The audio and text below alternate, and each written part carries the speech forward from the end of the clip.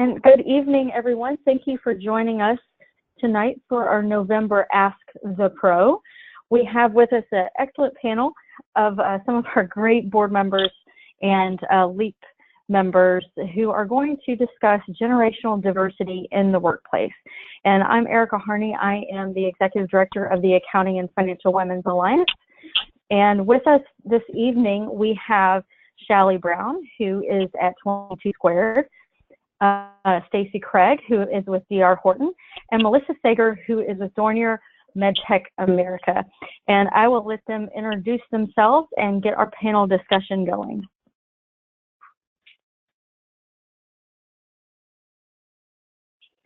Great. This is Shelly Brown. I am a finance manager at 22 Squared. Really excited to be on the panel tonight to discuss this with everyone. 22 Squared is an advertising agency in Midtown Atlanta. It's a very fun, trendy, upbeat environment. I manage the accounting and finance department there, which is interesting, being in accounting at an advertising agency. So I think that we'll have a lot of good examples and opinions to share tonight.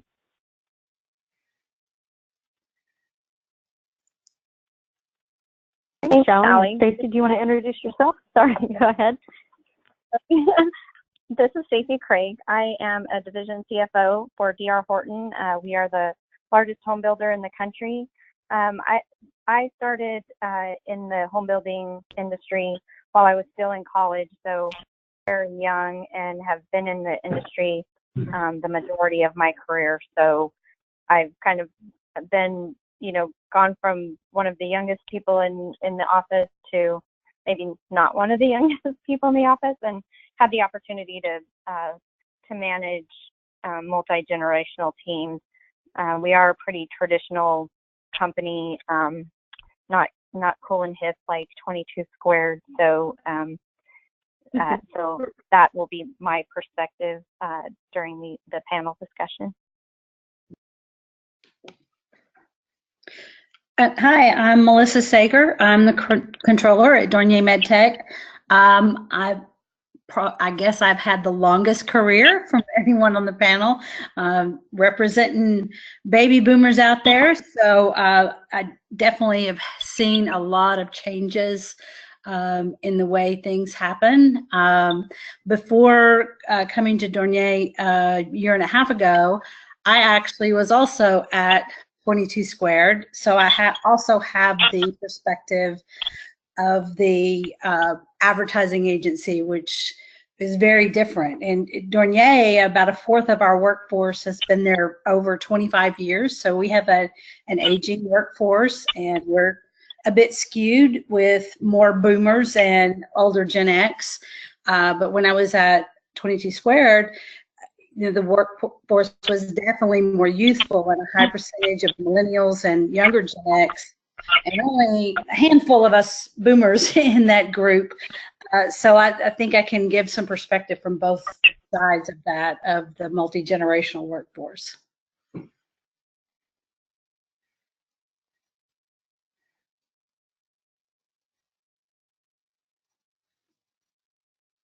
And thanks, Melissa, and Shelly and Stacy for introducing yourself. And so Stacy and Melissa and Shelly, I was going to go through our panel questions unless you wanted to start with something different. Do we want to go ahead and show the few slides that we had with the background information? Absolutely. I'll go ahead and cover that.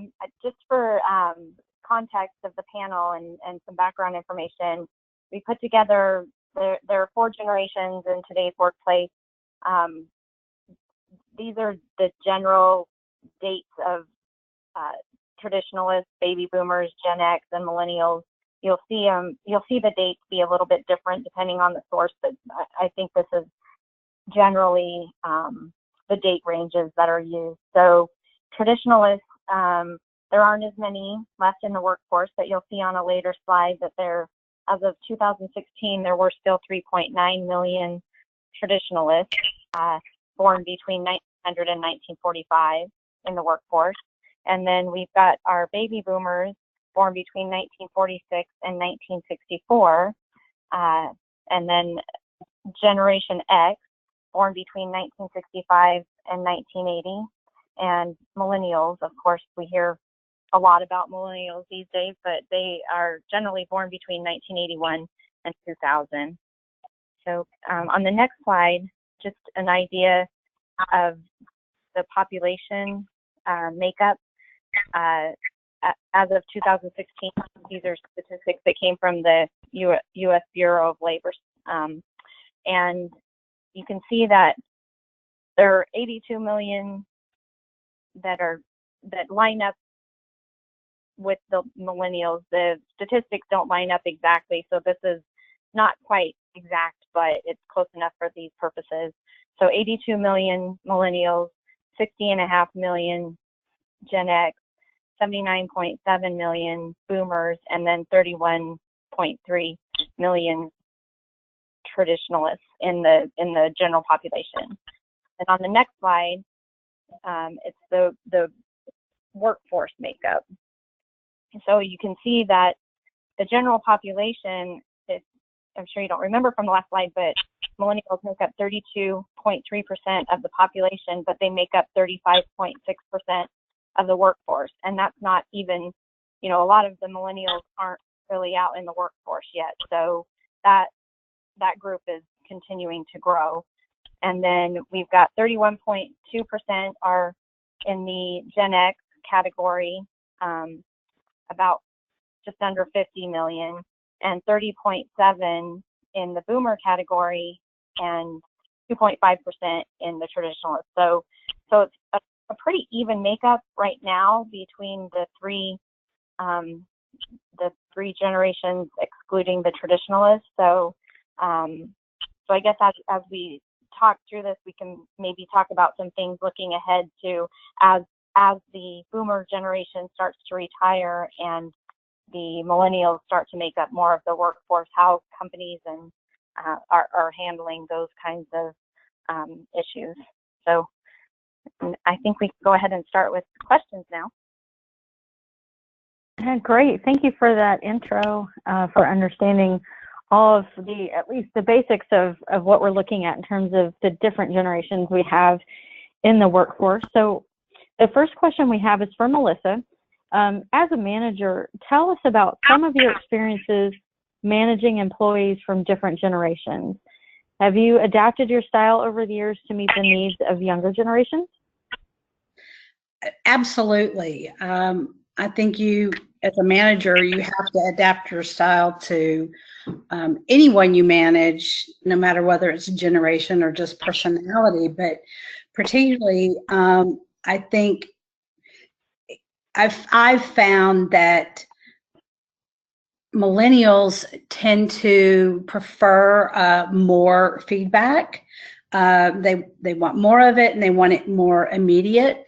So changing the style of management to include more frequent check-ins to allow for that feedback and that continual making sure that everything's all the expectations are being met, and that gives that person a chance to voice any challenges or any issues that they're having as well, so that it's a two-way conversation and not just here's what we're doing, but what kind of problems are you having, and how can I help you resolve those issues.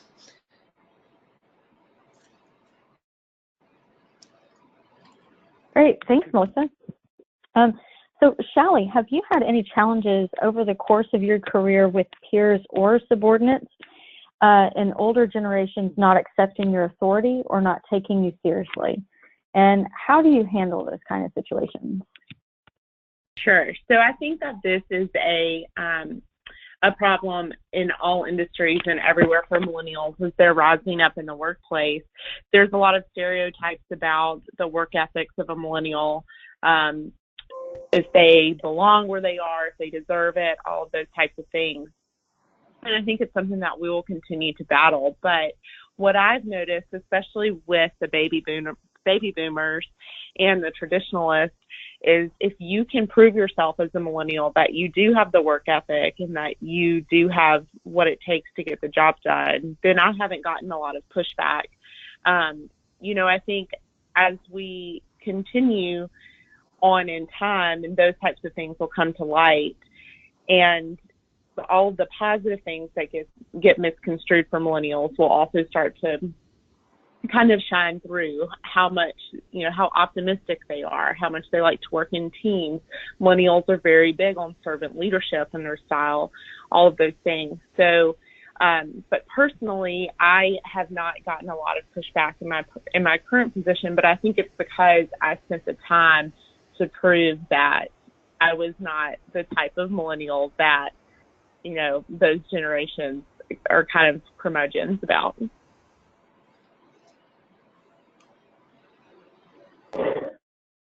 And I totally understand that too.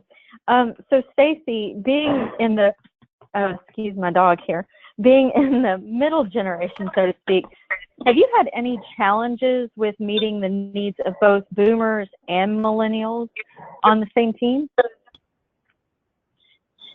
Yeah, actually, I have had teams where I have had some older baby boomers and some older millennials, but still, a generation or part of the millennial generation, where there's been some clashing because, you just used to do things differently than the younger generation like to do things. And so I had a situation where I had someone working under me who was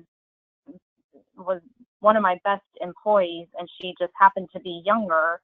And I had someone who was a little bit older that was a little resentful that I was giving, better projects to the younger person.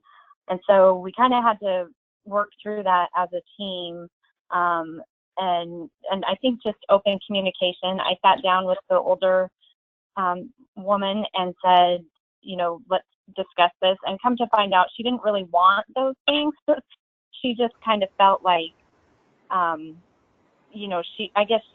she just wanted to not feel like she was being overlooked. So I think it just boils down to a lot of communication, being open. And then again, just like Shally mentioned, once the younger woman really proved herself, she was invaluable, and everybody started going to her to help and to solve problems. And so once we got past that, it was everybody was working really well together. So I think it's just a matter of making sure that you're meeting those needs and allowing them to communicate what they need and what they want. Awesome. And just a reminder to our audience, if you do have questions of Shally, Stacy, or Melissa as we go along, please put those in the questions box, and I will share those with them. So we want to make sure that we have the relevant conversation. So please put those in the questions box as we go along, and happy to answer those. So our next question goes back to Melissa. Is your company formally or informally addressing concerns over the potential loss of intellectual capital as the aging workforce nears retirement age? Well, definitely our company, it does have an aging workforce, so those are real concerns for us. I think that we're kind of in between informally addressing and beginning to more formally address.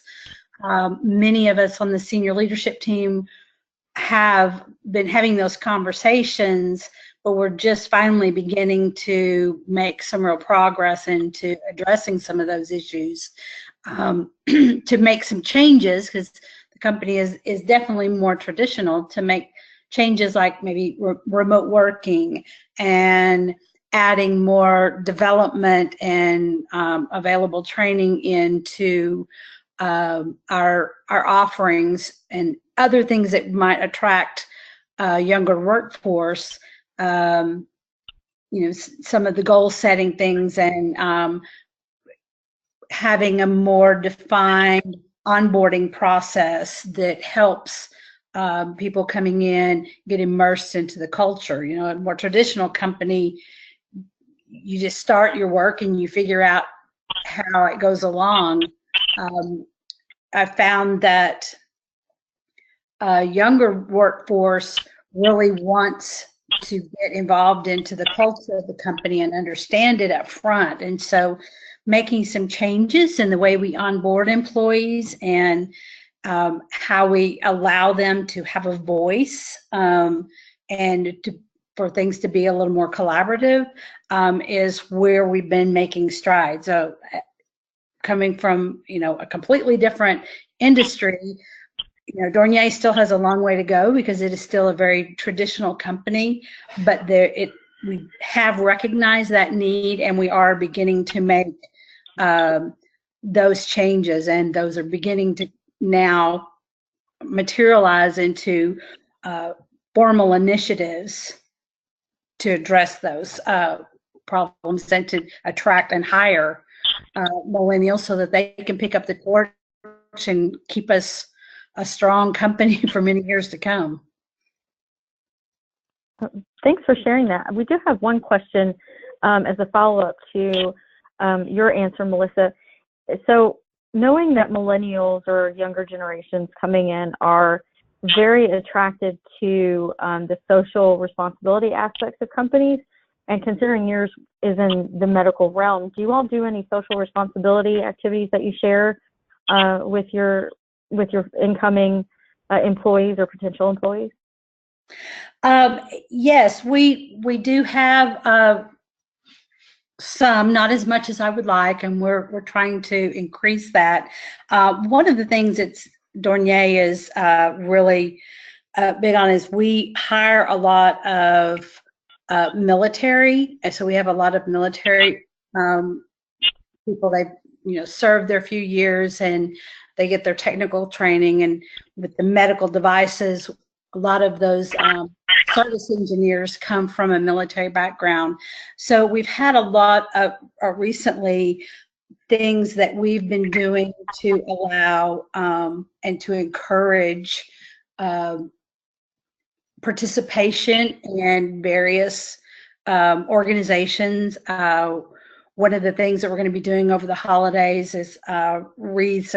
I think it's Wreaths Across America. I may be saying this wrong because it just came out the other day, but it has a military, you know, armed services perspective to it, and we usually choose 1 to 2 other organizations locally that we help with, and we either do a food drive or some other things. And we've always tried to ask for our employees to submit the organizations that they would like to participate with that we could do as a company. So we're trying to build that out. I think we have more that we need to do in that arena, but that's very important, that social responsibility aspect, because traditional companies don't always think about that, and that is something that's very important to the younger worker, to know that they are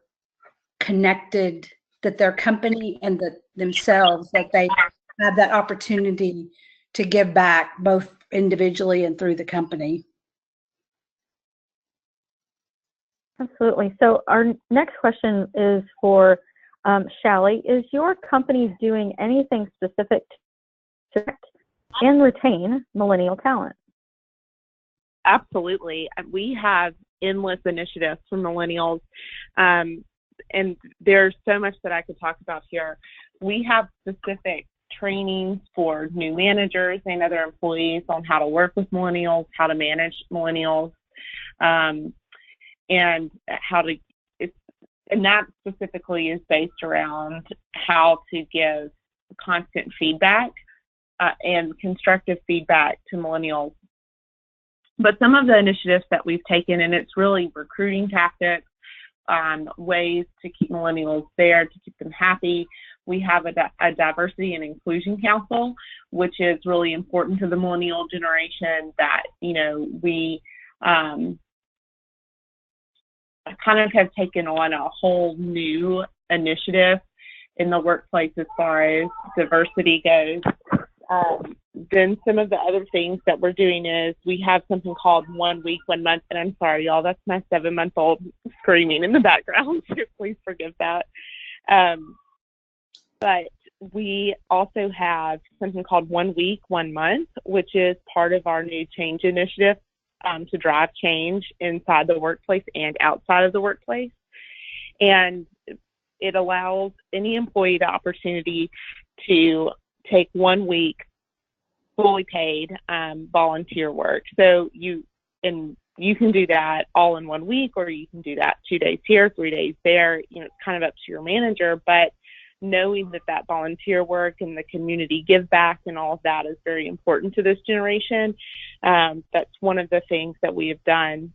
And then on top of that, if you have been an employee for 3 years, you can get it approved to take a 1 month sabbatical to volunteer for something that is very important to you. We just had a woman go to Spain and volunteer for a month for a water initiative there. So there's just so many opportunities with that, and all of those things combined are really what we're constantly trying to do. And of course, then you have all of the millennials love the idea of a very, a cool workplace with ping pong tables and beanbag chairs and all of those things that seem kind of silly to someone who's more of a traditionalist in the workplace.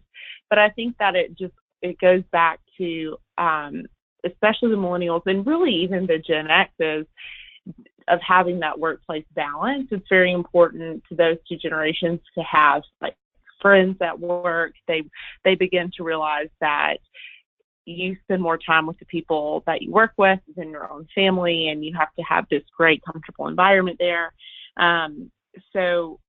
And I think that's just going to continue to be one of those things that any company in any industry needs to keep at the forefront to be able to recruit and retain the millennial talent is really the biggest one there, because millennials are very much about their personal development. They're about what they can contribute to the company. They're about immediate results. And so it's kind of keeping the attention span of a talent that's worth keeping is what's most important there. Wow, it sounds like they're doing some amazing things to incorporate that volunteerism. That's phenomenal. We do have a question from Robin for Stacy, and I think this goes back to your comment about helping staff interact between each other in terms of communication. How do you get baby boomers to understand that communication with millennials will help to grow their intellectual capital? Well, I think that in my personal experience, I've been fortunate to work for companies that have a really strong culture where we've felt like a family and worked really well as a team. So I think if you can appeal to that side of someone who's ingrained in that culture, they understand that we're a team. And so if you can appeal to that this person may have these specific skill sets that help contribute to that team. You have different skill sets. It may not be, you may not be the best at, an Excel spreadsheet because you learned it, before all the cool tricks that they're teaching now or whatever. But I think it's about just making the team everybody feel like they're an integral part of the team and everybody's role is important. So I think it's a constant communication, and as a manager, you have to watch for, the clashes that you may not, if there's friction there, you need to be aware of it and address it head on, not let it fester or, have people talking behind each other's backs or anything like that. So I think that if you've got good employees that are team focused, that you can you can communicate that to them.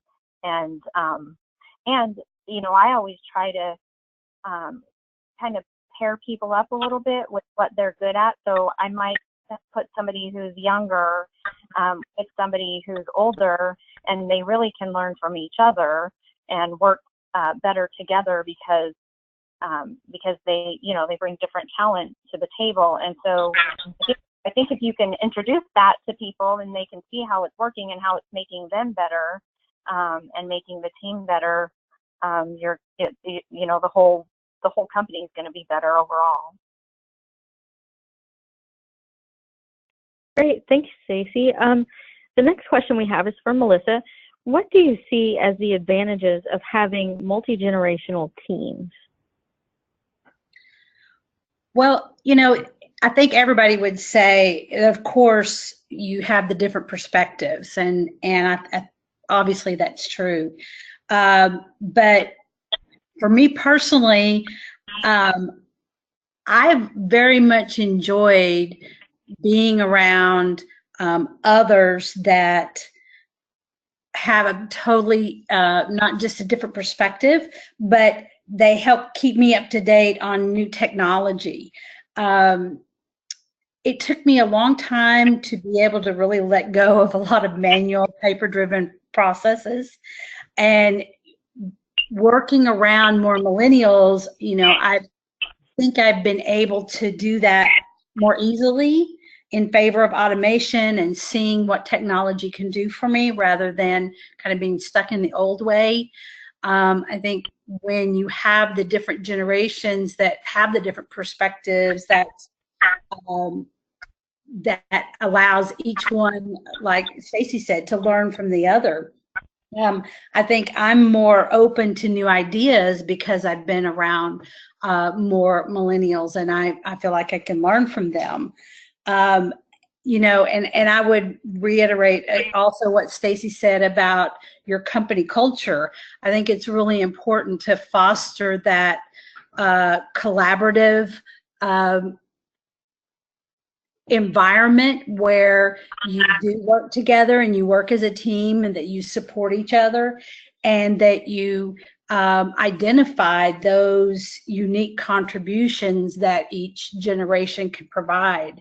You know, I had a similar situation in that I had two senior accountants, and one had been with the company at Dornier for many years, and she's kind of, I don't know if she's actually a boomer or an older Gen X, but right around that edge there.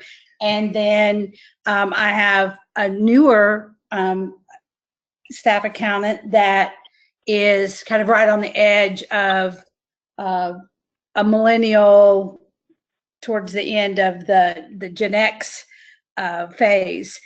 And it's interesting to see the difference in the receptiveness to technology. But the accountant that's been there for a long time, the older one is much more grounded in her ability to do reconciliations and to do research and to find, you know, errors and correct them because she's comfortable with how the transactions work. So they've been able to learn from each other and to see the differences of each other's perspectives and the different skills that they bring. And I think if you can really focus on those unique contributions that each one makes, and that how together they make a stronger team and can support each other and be more collaborative, I think that's where that true advantage of multi-generational workforces really help.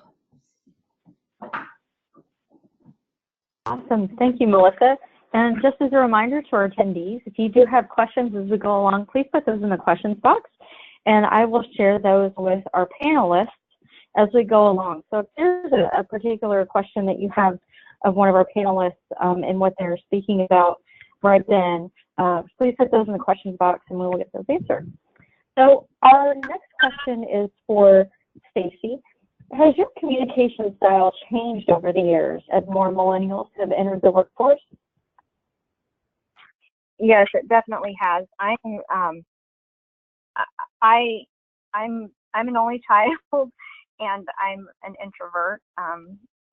Shocking that I went into accounting, but and so I prefer to just kind of stick to myself, and I'll shoot out an email if I need something done. But working with millennials in particular, I've learned to not just shoot out a direct email saying, please do this, or even attached is this, and you kind of have to, uh, you know, go back and say, how are you? Hope all is well.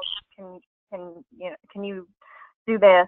Or a lot of times, even though it's not as comfortable for me, I've had to learn to get up and go walk down the hall and talk to the person, because they do want that feedback. They do want that interaction. They want to be able to see that what they're doing is helpful to you, and those types of things. So I definitely have to make a conscious effort to change that style. But I think that really builds trust, and it builds, it shows that you really do have an open door policy, because sometimes people say that, but if you don't seem approachable, then that the perception is there that it's an open door policy. So I think I've definitely grown and become better for having worked with the different generations and understanding how they prefer to communicate. And it, again, just strengthens our team. Very cool. So again, just a reminder, please, for questions in the questions box, and we'll share those with our panelists. So our next question is for Sally. Have you encountered any issues with coworkers making assumptions about your work ethic or performance based on stereotypes? Yes, I think that this is one of the biggest issues facing millennials in the workplace, specifically, and really, stereotyping all generations. But I think that, there's this mindset that millennials are entitled, that they are lazy, that, I could go on and on. They're the participation trophy generation, all of these things. And certainly there are people that are like that in the workforce. But I almost think it's kind of like millennials have entered this phase where we're pretty much like guilty until proven innocent versus the other way around. And it's hard because, anything that you feel passionate about as a millennial, and kind of how you want to get your work ethic across at work is almost like double time when you're working with someone who's in an older generation who doesn't want to see it that way. But I do also think that it goes the other way. I think that the younger generation can kind of put the older generation in a box too, but there's just so many differing opinions about what you value at work and your ethic and what's meaningful. Older generations don't want to invest their company money into training programs and diversity and inclusion councils and all of those things that are important to millennials. And I think one of the biggest things too is that while millennials get stereotyped, as I've learned I manage baby boomers, Gen X's, and millennials, is that sometimes you kind of just have to let the older generations be themselves. And as a millennial, I can't force my values. I can't force my views on them. If they're doing a great job, and they are performing well and all those things, then I need to let them continue to live out, what is important to them and what they feel is a good work ethic. For example, I have someone who is a baby boomer, and I came up with the idea that I would get some, I would train her to do this huge Excel report and all of these things. And it just was not the right decision for her. And it wasn't really necessary for her role. So I say that because as much as a millennial doesn't want someone else's opinion and their work ethic and all those things forced on them, I think we also have to be a little bit careful about, as we're coming up and managing those generations, not forcing what we believe on them as well. But I think the short answer to that is absolutely. There's a lot of stereotypes around millennials, and I wouldn't even think that half of the millennial workforce really meets all of those extreme stereotypes. I would agree. And a lot of stereotypes around each one, in addition to those of us who fall in that millennial age bracket. Our next question is for Stacy, and this is more industry specific based on the company that you work for. There's been talk in the news recently about construction labor shortages due in part to the younger generations preferring white-collar careers over trade careers. Is your company doing anything to combat this trend? Yes, we're trying. We've been involved. Our construction management team has been involved in going to career fairs at the local colleges, as well as some neighboring states that are fairly close by, and trying to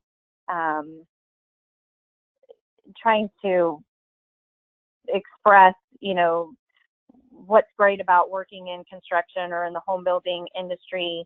There are a lot of people who really don't want to sit in an office all day, and so being able to communicate those advantages.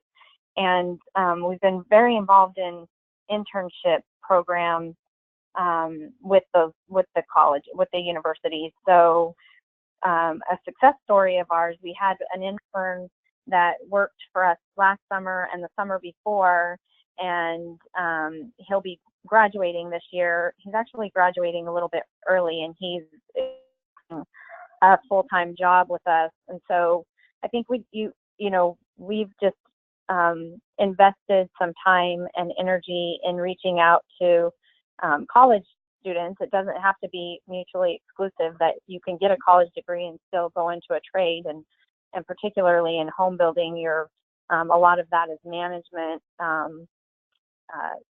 management of the job sites and that type of thing, not quite the same as a trade who is doing the labor.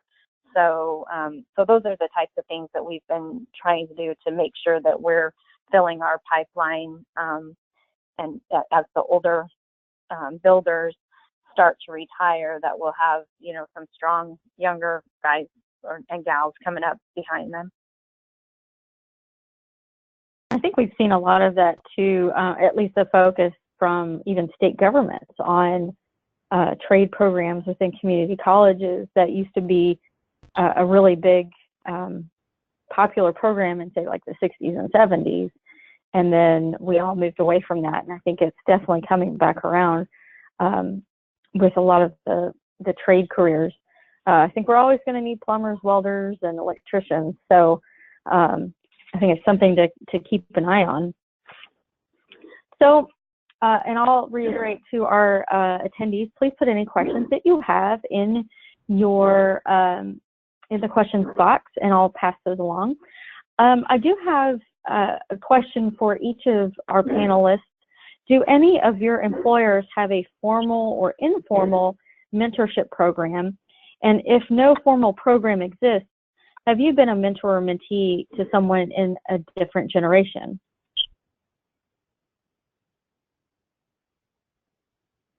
Melissa, do you want to start this one?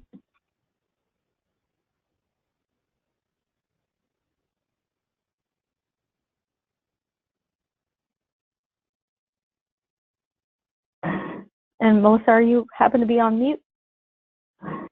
I think I probably was. I had some stuff going on in the background, but yes, Shelley, I'll take this one. And Shelley and I had a conversation about this a little earlier today.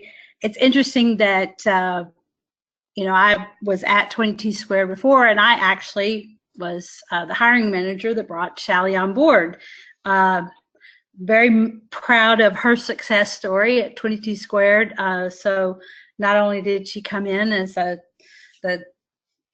staff accountant there, but now moved up a few promotions, and now she's finance manager.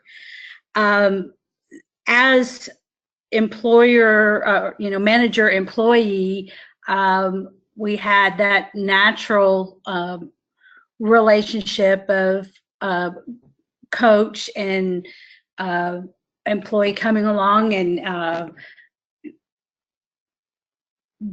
she just, I can't say anything bad about Shelley because she's my star child, I guess, that I had when I was there.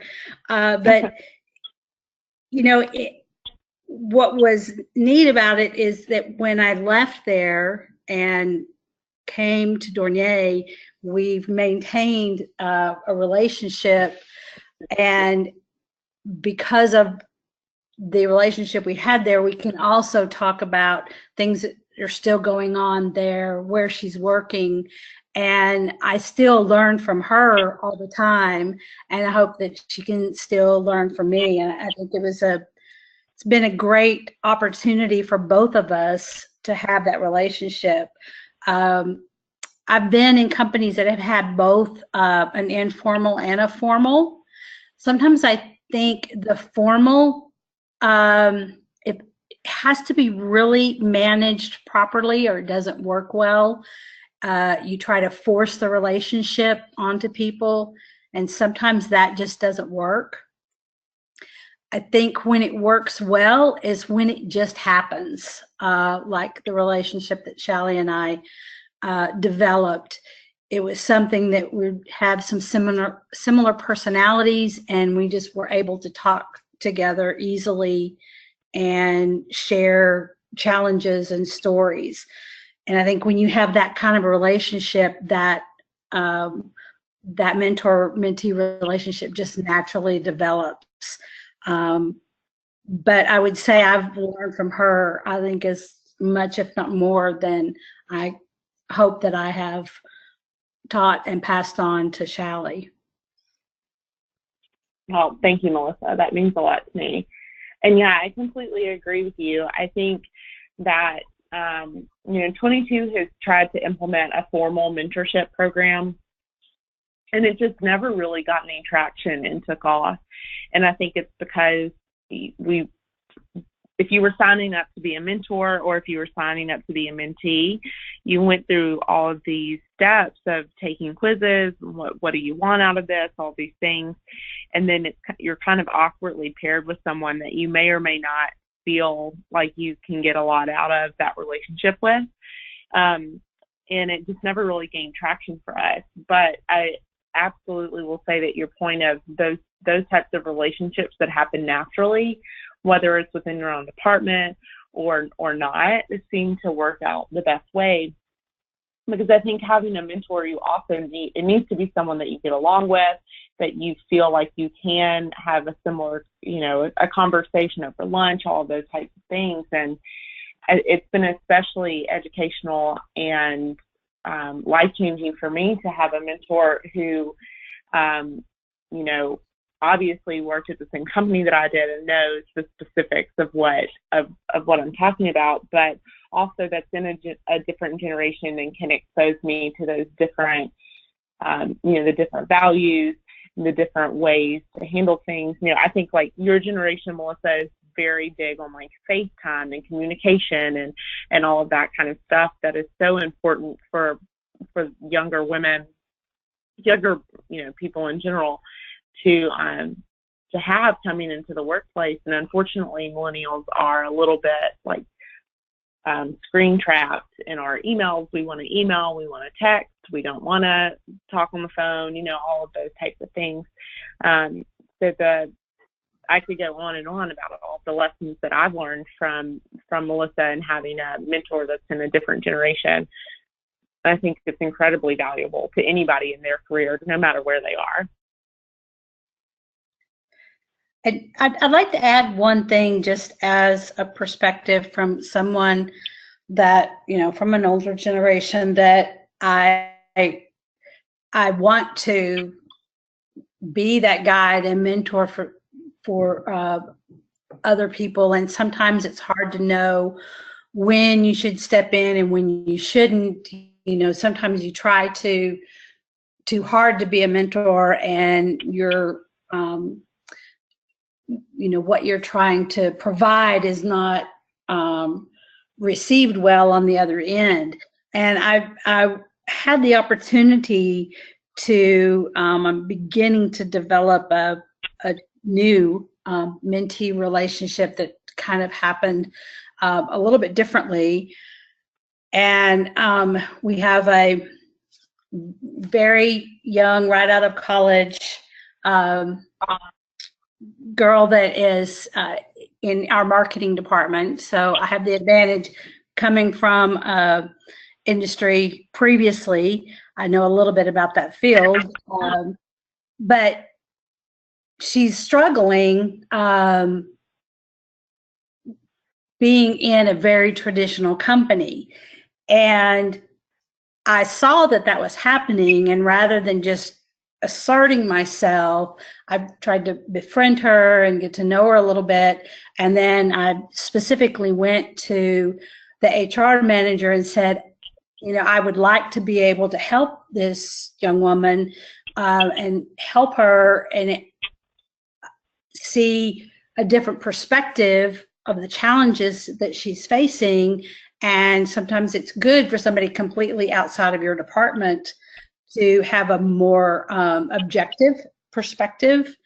And so I've, started talking to her a little bit more and taking her to lunch and beginning to develop that. And now it's becoming a more natural relationship. So I think identifying, we as older generation or as senior leaders, I think it's up to us to identify someone that has potential, that's struggling, and find a way to help them. But to do it in a way that's receptive and not pushing yourself or your ideas on them. Yeah, I completely agree with that. That's a great point. Stacey, was there anything you wanted to add? Yes, actually. I think Melissa made a really good point when, and something that occurred to me. And, there are a lot of companies that have formal mentor, mentee programs, but in Melissa's situation, she's kind of stepping up to the next level and being more of like an advocate. And so those things are important too. And I've had the opportunity in my career, it's, you can imagine that the construction and home building industry is male dominated. And so when I've recognized talent from younger women, I think I've tried to be that advocate. And it doesn't, like Melissa said, it doesn't necessarily have to be in your own department, but letting those relationships develop naturally, and then maybe taking that extra step where you're investing your time and your the respect that you have within the company to really help bring somebody else up.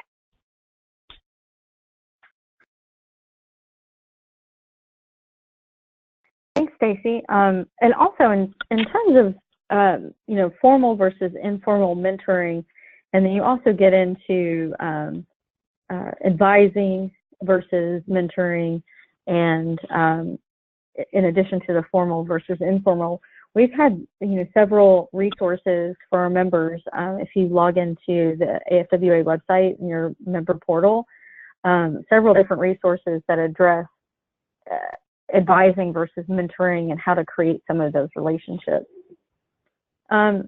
So we have another question from Robin. Do you have any examples, any of the three of you, of how to break the ice, ideas from meetings with millennials and baby boomers to get everyone to talk?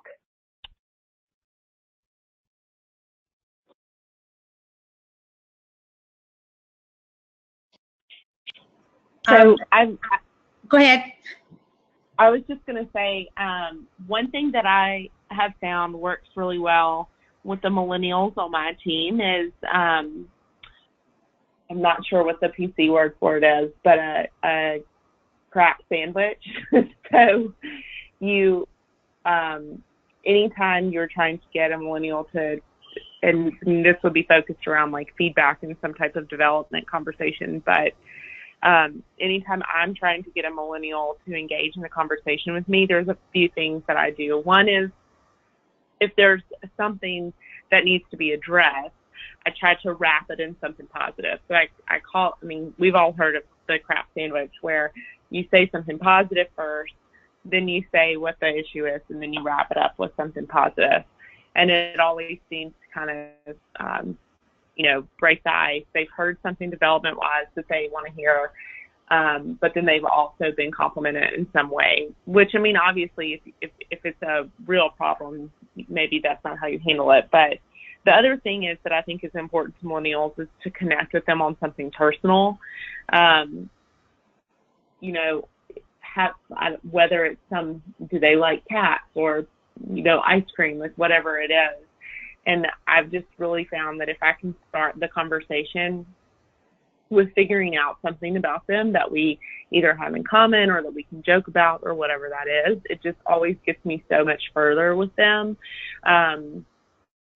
It's tricky when you have more than one generation in a room, because there are definitely some people in my office who are in older generations that think that is a complete waste of time and want nothing to do with that type of conversation. But that's always, I've had a lot of success with that with millennials. This is Melissa. I would just say that I think it depends on if you're talking about getting conversation going between a group, or if you're getting conversation going one-on-one or manager to employee. So, I agree a little bit with what Shallie said about the, wrapping positive, bookending the positives around negatives. But, I think it's a little more than that. I think that it's making sure that the individual knows that the issue or the criticism is constructive, and that I wouldn't be wasting my time working with the individual if I didn't feel like that they were worth my time to talk it through, to help. So I think that's always important. And then as a group, I think anytime you can get a group together and you can get them talking about, kind of more brainstorming ideas. And this is something I know Shallie knows about because we did it at 22 Squared, but you talk about, what worked, what didn't, and what next, rather than just everybody talking about all the horrible things, or finger pointing. But it's like, okay, well, let's find the things that are working well. Let's find the things that aren't going so well, and then what are our next steps, and trying to get everybody engaged in whatever the issue is or the communication breakdown, so that everyone has a voice in that conversation. This is Stacy. I think it's also really important. I think we need to be aware of all the potential differences between the generations, but also be always looking for common ground. So I think just in building teams, or encouraging teamwork, we at my company, we always try to do some things outside of the office, you know, take the department to lunch every so often so that people can kind of they can relate on a personal level. And then I think they'll be more apt to engage with each other in meetings, or because I work for a home builder, it's very convenient that we're constantly starting new subdivisions, and so we do field trips we try to do them usually probably 3 times a year, where we take the whole department out, we go walk through the models. You know, it's fun for the accounting girls who are keying the invoices to see, you know, kind of the product in the house and that type of thing. So I think there's always an opportunity to get people together and help them find the common ground and relate on a personal level, and kind of forget about, you know, what generation you belong to, just that you're part of this team, and you know, you want to engage with your other team members.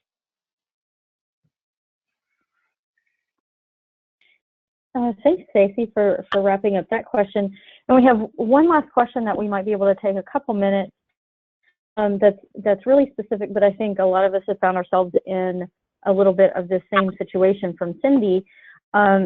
So an older baby boomer is retiring, and we, or her company, hired a 26-year-old to replace her. I'm struggling in the change in personalities and letting go. What's a good approach to take? And I'll let the panel kind of mold that over. At least from my perspective, Cindy, is one of every person is different. Everybody's got different strengths to bring to the table.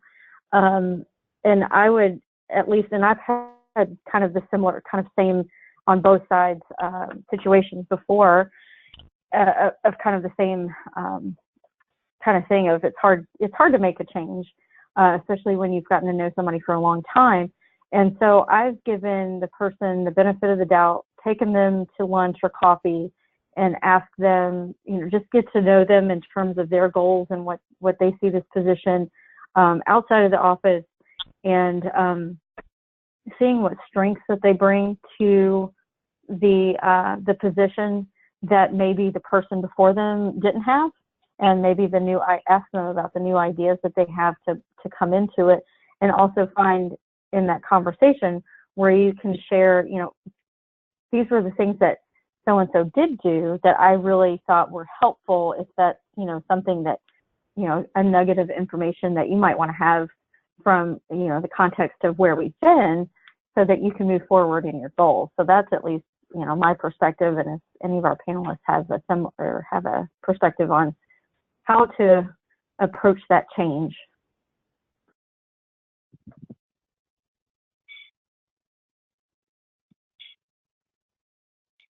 This is Stacy.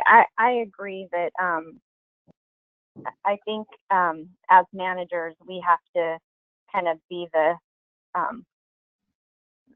bigger person, and so giving the person the benefit of the doubt, and really making an effort to search out, or, you know, seek out those things that they're going to bring to the table. I have had situations before where I was transferred to a different division, and the person that was the controller that was working for me or under me in one division was a couple years older than I am, had similar traits to mine, and then I was transferred to a division where the controller that reported to me was much younger, and it was a little bit difficult because I was used to the way, you know, the other person communicated with me and did his job, and but once I you know, made that effort to understand everything, and in the end he was actually the younger gentleman was actually a better fit with me than the one I was working with before, and I just couldn't see that initially. So I think it takes time, and you know, again, communication and making sure that you're communicating what your expectations are, and you're getting feedback, you know, to make sure that you're meeting those needs as well. Thanks, Stacy. We've hit our 9 o'clock hour, and just to be respectful of our panelists' time and yours as well, if you do have any follow-up questions, you can feel free to pass those along to us at headquarters, and we're happy to share those with our panelists. And wanted to thank Melissa and Stacy and Shallie for sharing their perspectives and the positive spins that we can have on differences, as opposed to focusing on what each generation doesn't do, or the negative stereotypes. I think this has been a really helpful conversation. So I want to thank all three of you for being with us tonight and sharing your wisdom. Thank you for having us. Thank you. Thank you. So that wraps us up for the evening, folks. Please connect with AFWA anytime online. Feel free to send questions our way at headquarters via email, phone call. We'd love to hear from you, and hope that this has been a productive conversation for how you work with multiple generations in your office. So our next Ask the Pro will be in January. We'll have Melissa Hall, who is on our foundation board, actually going through some great productivity tips. And we'll also have a Savvy series on November 30th, the end of this month, on how to stay relevant. So keep in touch with us, look for those opportunities, register for those, and we welcome your input, feedback, and participation. And I hope everybody has a wonderful Thanksgiving. Thanks for joining us. Have a great evening.